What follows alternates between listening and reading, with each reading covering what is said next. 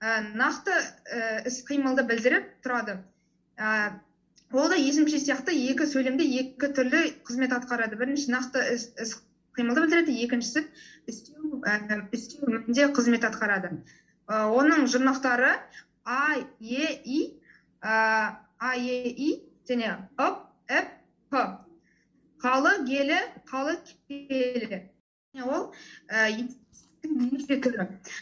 Және енді бір қызметі ол есімдер сияқты түрленіп, септеліп, тәуелденіп көптеледі. Мысалы, айтқанның аузы жаман, көргеннің көз жаман. Және оның жұрнақтары. Жұрнақтары ған, ген, қан, кен. Сосын ар, ер, р, с.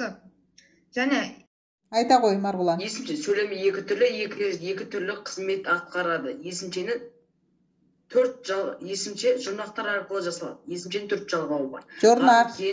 Ған, ген, қан, кен. Ар, ер, әс. Жұрнақтар. Атын, етін, итін. Мақ, мек, бақ, бек, пақ, бек, нес. Түрлі қызметте қолданылады. Ол жүктеліп, нақты қимылды білдіріп, етістікті етсе, ал енді бірде ол нақты қимылдың амалын білдіріп, істеу қызметінде қолданылады. Оның жұрнақтары А, Е, И, Ып, Эп, П және қалы, келі. Қайсысы жүктелмейді?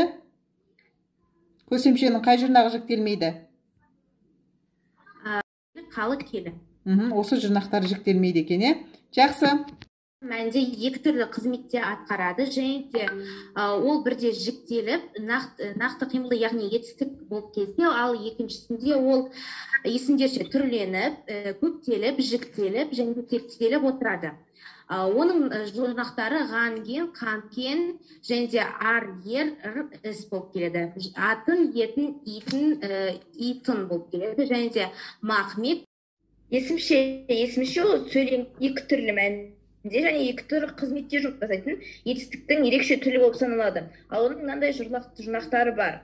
Ған, ген, қан, кен, ар, ер, р, с, етін, итін және атын. Мақ, мек, бақ, бек, пақ, бек.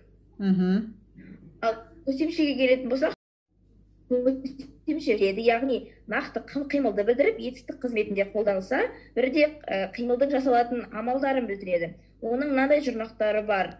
А, Е, И, Ып, Эп, П, қалы, келі, қалы, келі.